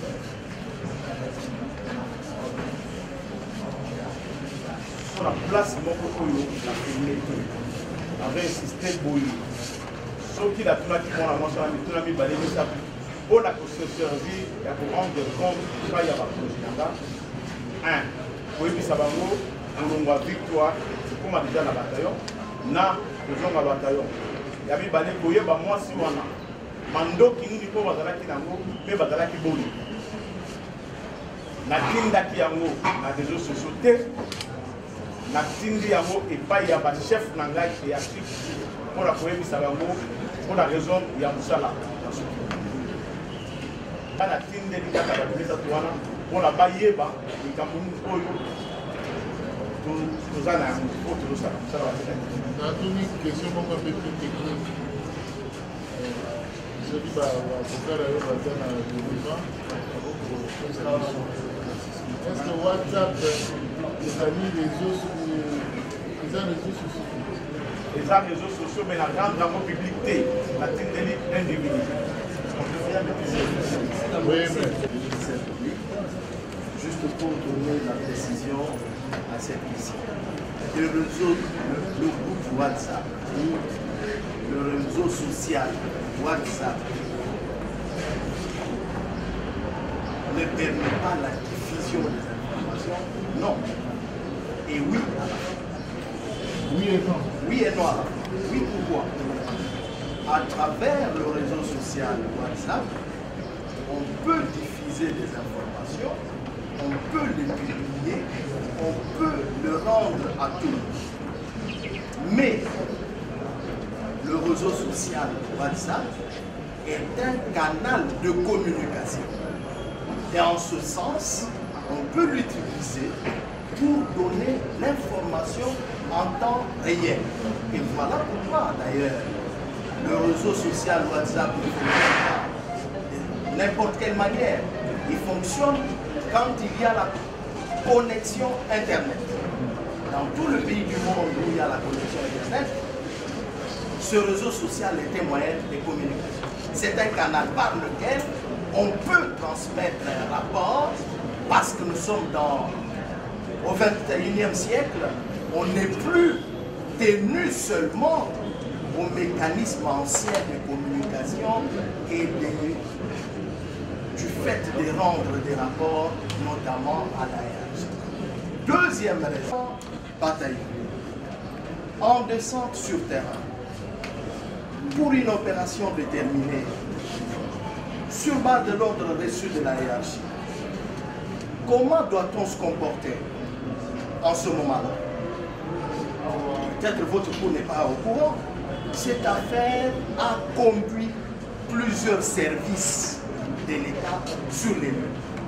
Si vous allez visualiser ces images, vous verrez qu'il y a la police nationale congolaise, il y a son service à lui, il y a l'IPECRI, il y a la tax force, il y a les polices spéciales. Tous ces services sont accourus sur le lieu parce que c'était un drame. Alors, comment les instructions de manière rapide? Et pour avoir des instructions de manière rapide, on a l'obligation de rendre compte. On a l'obligation de faire rapport. Voilà pourquoi moi je situe cette attitude citoyenne du colonel Mounessa qui, quand vous allez visualiser cette vidéo, heureusement que le ministère public a précisé de quel type de vidéo il s'agit. Quand vous allez visualiser, vous ne verrez pas les ingénuités. Vous verrez une femme habillée qui répond aux questions. Ce que moi j'appelle d'ailleurs, il y a un aspect dedans, un aspect tactique. Parce qu'une des questions, c'est de savoir quelle arme vous avez utilisée. Vous étiez à combien? Et cette vidéo est envoyée à qui? Mon client précise 3 personnes.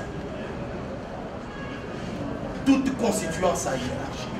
Et donc, pour revenir à votre question, monsieur le Drapeau, monsieur le procureur, monsieur le ministère public, pour revenir à votre question, le réseau social WhatsApp, dans ces conditions, doit être considéré comme un canal de communication. Et par ce canal, il a fait rapport à sa hiérarchie. Voilà ce que je peux dire. Pour pouvoir transmettre l'information à sa hiérarchie. L'armée et la police avaient recours aux appareils que vous appelez radio-transmission. Ces appareils-là n'avaient pour vertu que de transmettre des informations audio.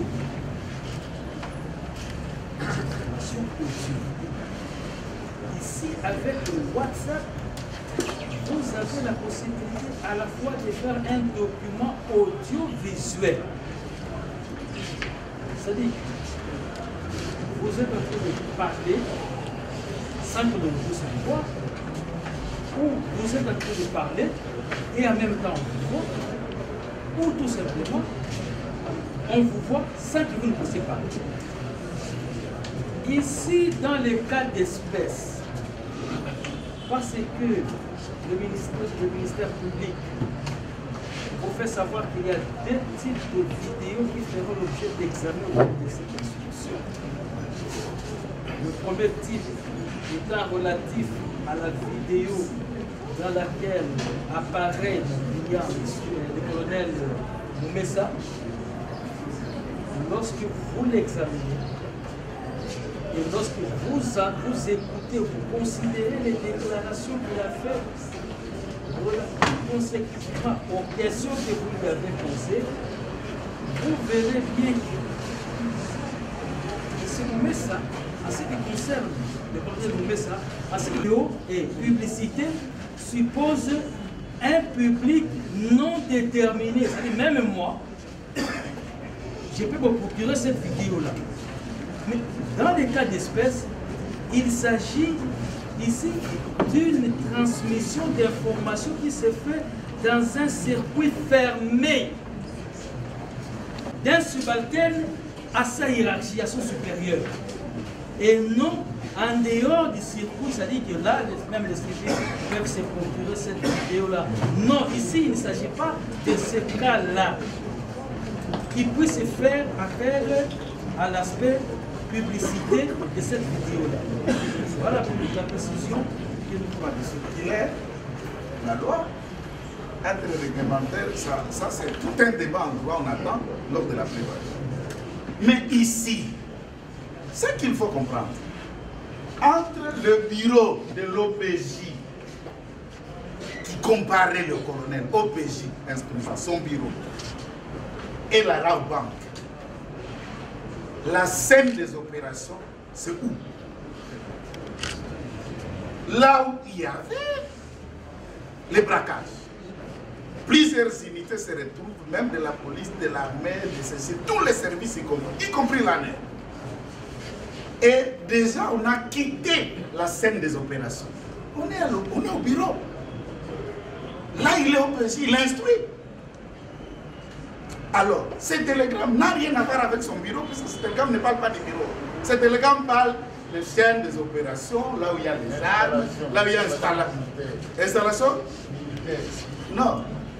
Dans la vidéo, s'il y en a, d'ailleurs, moi je ne sais pas si ça existe. Non, la vidéo, quand on verra la vidéo, on va analyser. Je ne sais pas si cette vidéo existe. Nous sommes au bureau de l'administration du bataillon Père. Là, on arrête les militaires pour des faits divers, les avocats nous disent, mais non, pour des cas divers, c'est un bureau des OPJ, il y a une administration. Et dans les cas d'espèce, on a amené plus de 50 quelques personnes qu'on doit identifier. Là, on est en train d'instruire. Si l'instruction préjudiciaire qu'on appelle scène des opérations, on comprendra dans ce télégramme. Mais dans ce stade ici, je ne vois pas. Je ne vois pas, il n'y a rien. Donc, merci beaucoup. L'humanité, en fait, c'était interpellé comme M. inédite ou bien simple interview qui n'a rien à voir avec l'enquête criminelle. Votre honneur, pouvez-vous répéter la question? Ça monte à une enquête préliminaire pour Saraki Moupéj. Alors il fallait que ça ait rapport au sommet, je ne sais pas, il faut savoir ou bien ezali na mokati ya interview moko oyo moko boye amoni bino ezali kosepile moko ya mokuse amoni sekolo bayeba kesi combien baza na kati mandoki nini oyo baza koutilize esengeli tozonga yango wana azobenga audition. Non, non, les actes audition. Les actes audition, interview pété. Les actes qui ont servir pour atteindre la paix en temps réel, place de l'autonomie et la zone qui va la mort. C'est pour ça que Ngaï de la vie téléphone n'a pas si la parquet. Allez-y contacter le service compétent. Batala nani oyo a publié. Quand on aille, ça qui le comment Ok, quant à lui, c'est-à-dire la cour qui interview la question, aux autres filmés, et puis au petit à mot, on va continuer ça. Et aux amis sur des routiers, au littoral à défi, pour en revenir sauf qui baza na image oyo ezokotambola ete yango euti epai na yo on doit préciser, on est compris. Tel Zad, qui avait auditionné cette femme? Est-ce qu'il vous dit? Lui, il est clair, notre client. Non, il n'a fait que les rapports. Il n'a voulu faire que les rapports sur les hiérarchies. C'est-à-dire, si la Cour l'interview de l'ordre, comment c'est partagé sur le donc vous avez d'abord interviewé et puis... Deux. Un moyen de communication, s'il aurait peut-être mis ça sur son story, son statut que tout le monde allait voir. Mais les personnes qui allaient aussi voir, ce sont les personnes qui ont le numéro du colonel. Mais dans les cas sous examen, monsieur le Premier Président, on doit comprendre, il n'a pas rendu ses rapports publics. Il a envoyé ses rapports à son hiérarchie aux personnes bien déterminées. Raison pour laquelle nous demandons à la Cour, par rapport à la violation des consignes, il n'a fait qu'un rapport à son hiérarchie. Il n'a pas rendu public. Mais le ministère public qui s'est saisi d'office par rapport aux vidéos, il vient de parler tout à l'heure. Même l'information qui dit aussi, nous poursuivons les colonels pour la violation des consignes, c'est par rapport à son audition qu'il lui a dit personnellement, moi j'avais filmé et j'ai envoyé à mon hiérarchie. S'il n'avait pas parlé de ça, il n'allait pas me retenir cette information à sa charge. Et il a facilité la tâche. Non, il faut éclairer. Monsieur le Premier. Mon message, un rapport, c'est un WhatsApp.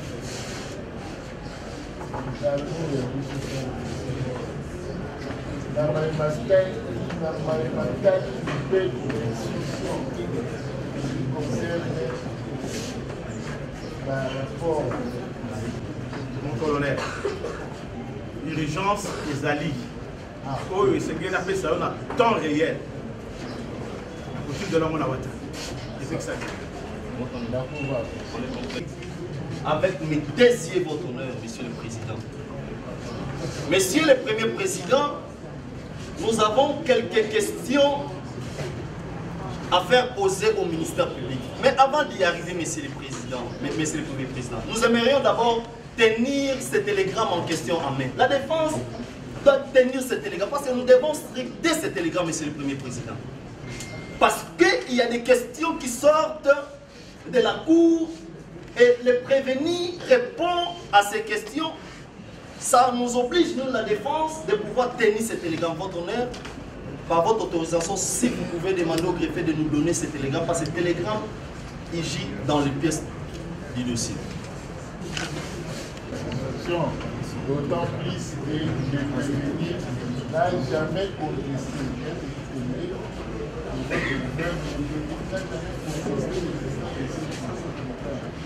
Ce télégramme donné à tout. Je sais avoir ça. D'autant plus que le prévenu connaît bien les circonstances, pas même l'économie. Par la question, nous voulons compléter d'abord le colonel. Par rapport à la question posée par la Cour concernant est-ce qu'il faut seulement envoyer les rapports par voie de WhatsApp, Monsieur le Président, il faut se poser la question de savoir on était où et quand et comment. Les colonels n'avaient pas le temps, votre honneur, de pouvoir faire un rapport écrit. Et en sa qualité de commandant, il ne pouvait pas écrire les rapports parce que c'est un commandant bataillon, il y a un service organisé par rapport à la mission qu'il avait reçue. Mais Monsieur le Président, parce que...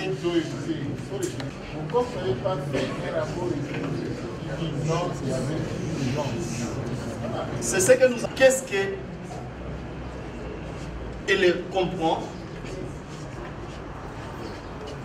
Qu'est-ce qu'il comprend comme bâtiment? Parce que dans ce dire, il dit que le colonel a filmé les bâtiments. que le ministère public comprend comme bâtiment? Au moment opportun, nous avons visualisé la vidéo. Nous voulons comprendre si le ministère public peut expliquer à la Cour qu'est-ce qu'est un bâtiment, mais aussi si le colonel avait filmé les bâtiments ou le colonel avait filmé la dame. Ça, c'est la première question. La deuxième question. On est à la Cour. On inscrit sur les faits pour découvrir la vraie qualification et les auteurs des infractions. Donc l'attention devait être plus focalisée sur la situation du prévenu plutôt que celle du ministère public qui est beaucoup plus à l'aise par rapport au prévenu. Mais quand cela ne tient, nous ne sommes pas dans un aspect, dans une compréhension conceptuelle des mots dans cette audience. Nous voyons les choses de manière substantielle. Substantiellement, la hiérarchie militaire interdit les publications, les enregistrements de tout ce qui se passe sur la scène des opérations. Cela peut impliquer les bâtiments, ça peut impliquer les sites. On ne va pas s'accrocher sur un concept bâtiment. Le concept bâtiment, il est plus large. Un navire peut être appelé bâtiment. L'édifice terrestre aussi peut être appelé bâtiment. Donc on n'est pas dans cet aspect-là.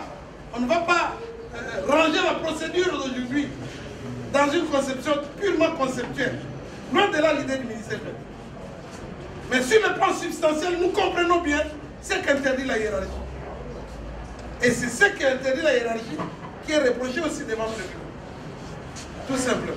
Merci, messieurs. Quand les choses sont gérées dans l'armée, il y a une procédure, il y a des appareils, il y a des langages utilisés, il y a les timings, il y a tout ce qui doit être géré.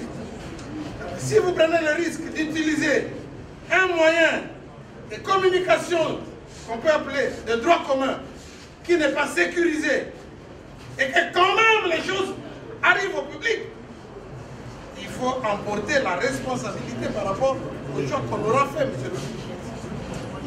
Il y a tout un corps de transmission au sein de l'armée. Si dans un rapport de service, vous utilisez les méthodes purement non sécurisées et que ça fuite, à qui incomberait la responsabilité de la fuite, monsieur? C'est pas celui qui a choisi d'utiliser les moyens non appropriés.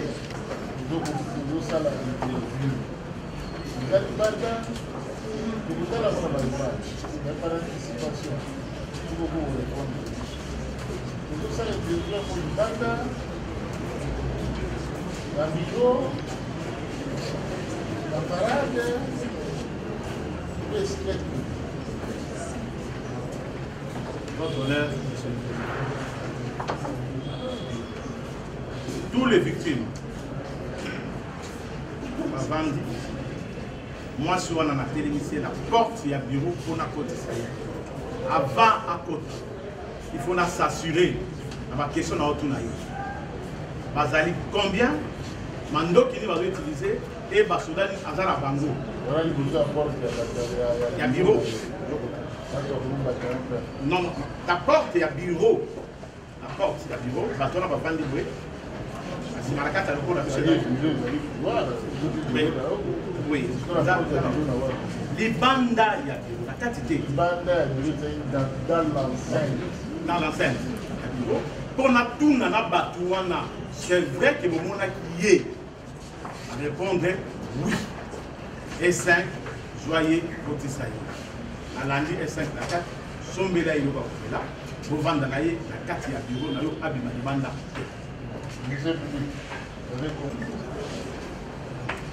Nous n'allons pas nous répéter. Nous sommes ici sur un seul élément qualifié de consigne générale qui tient et qui fait que le colonel se trouve devant la cour que nous respectons. Le télégramme. Et j'insiste, je réitère, dans l'esprit de ce télégramme, nous sommes des hommes de lettres, on parle bien dans un champ de bataille ou un terrain des opérations. J'insiste. Est-ce que le bureau de l'OPJ qui est était la scène où ces opérations, le braquage et autres qui nous conduisent à ces procès se déroulaient. C'est dans cet esprit où nous sommes en train d'analyser cela. Et pourtant, l'initiateur de ce télégramme parlait bel et bien de la période où il y avait des pilotes de Sukhoi qui nous faisaient voir leurs scènes, comment ils tournaient, les gens qui sont au fond, et les images venaient de tout bord. Lorsqu'on parle de bâtiments qui donneraient à l'ennemi, puisque l'esprit du télégramme, c'est pour empêcher l'ennemi qu'il ait accès aux informations, aux armes, au positionnement, le nombre de troupes, les plans, les stratégies, et limiter les dégâts de manière à surprendre l'ennemi. Maintenant, ici, je voudrais savoir, l'ennemi, le public, l'ennemi, c'est la dame en question, ou les autres interpellés, par exemple, les clients qui venaient à la banque, ou les agents de la banque. Autour de cette question, on lui reproche d'avoir filmé ou de les avoir diffusés. Parce qu'en bas là sur WhatsApp, je comprends qu'on est en train de parler de la diffusion. Qu'est-ce qu'il dit qu'il a diffusé? Il vous dit qu'il n'a pas diffusé. Et aucune expertise ne l'a prouvé. Les trois officiers, son hiérarchie, dont la police existe, je veux bien, si la Cour trouve intérêt, qu'ils vous répondent. De qui de ces trois qu'on les envoie la vidéo à publier? A rendu public. Il a cité les trois généraux là où il a envoyé cette vidéo. Et aussi, ils ont leur service. Qui a publié? Qui a rendu public? Il y a aussi la loi, notamment sur les cybercriminalités. Et ce n'est pas lui la loi sur le numérique. Cherchons à savoir. Et le ministère public ne vous a pas démontré qu'il a publié. Lui a reconnu avoir pris un message visuel transmis à son hiérarchie, à moins qu'il y ait autre chose. Si l'élément technique le prouve que ceci est sorti de son téléphone vers le public, là, ça sera un autre débat. À ce jour, vous êtes en train de comprendre que la violation des consignes, jusqu'ici, puisque la manière dont je me trouve être à l'aise, que le ministère public soit un enseignant de droit, je suis très à l'aise. C'est ça qui nous enseigne. Là a accès au public. Et ce n'est pas un dépôt d'armes, ce n'est pas un magasin, ce n'est pas une armurerie, ou là où il y a les balisticiers ou l'armurerie. Non, c'est un bâtiment d'OPJ qu'il est. Et dans l'esprit de ce télégramme, il ne s'agit pas de ce genre. C'est ça. Et tout de suite, pour comprendre même la Cour, on a en train de vous donner plus de travail de regarder ce qui a choqué l'opinion. C'est une vidéo obscène. Allez tout droit à la Cour, peut-être que c'est passé. Et considérer que non, mais monsieur, tu peux rentrer. Tu peux rentrer, on a compris tout, et on va poursuivre et puis on verra. C'est simple. Et vous ne perdez rien. Ok.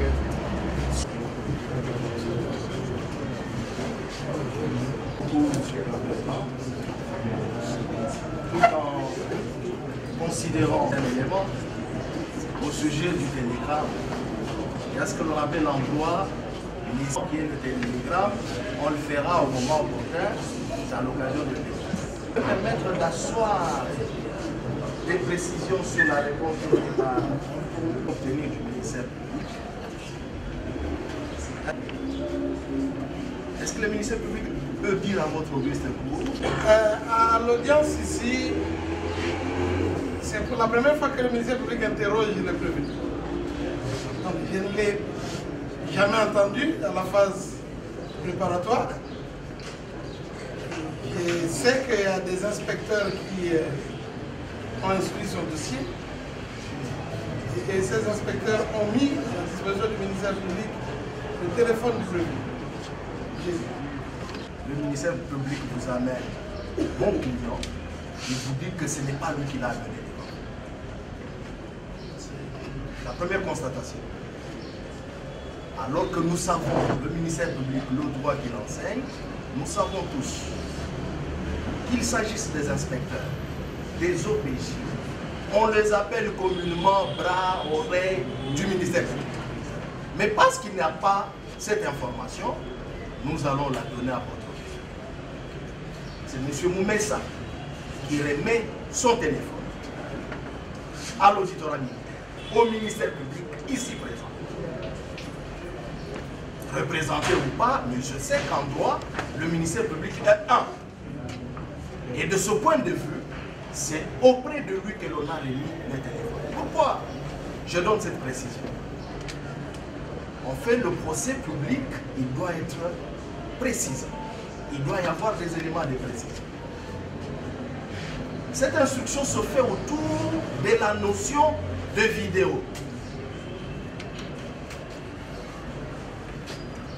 Au cours d'une activité, une masse que l'on ne maîtrise pas, c'est comme ça que le confrère Kitenge, que je salue une fois de plus, est intervenu pour demander à votre cours de préciser le cadre de l'instruction.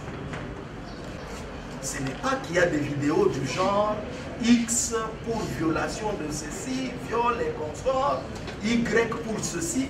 En ce qui concerne le colonel Moumessa, combien de vidéos y a-t-il? Au même endroit, à son bureau, je veux dire, combien de vidéos ont été prises dans un autre auditoire? Parce qu'ici, il a dit à votre auguste, nous voulons circonscrire le cadre et devant ce bureau est reconnu par nous. 2. D'identifier les personnes auprès de... Est-ce que le ministère public peut dire à votre auguste? C'est la vérité. L'organe accusateur ici, c'est qu'au moment opportun, on oppose. A-t-il eu accès à cette vidéo? A-t-il ne sait pas reconnaître que le téléphone lui a été remis. Mais si par déduction, comme la défense le soutient, que ce qui est remis entre les mains des inspecteurs doit être considéré comme ayant été remis entre les mains de l'officier du ministère public, c'est nous qui avons déposé ce téléphone. Ce téléphone est déposé en qualité d'objet saisi. Maintenant, le problème qui se pose ici, c'est que l'officier du ministère public qui amène le prévenu en procédure de flagrance n'est pas un expert en matière de téléphonie. Pour venir devant votre auguste cour et dire j'ai scruté le téléphone, j'ai constaté, ce sera fait constater par des experts si le besoin se fait sentir.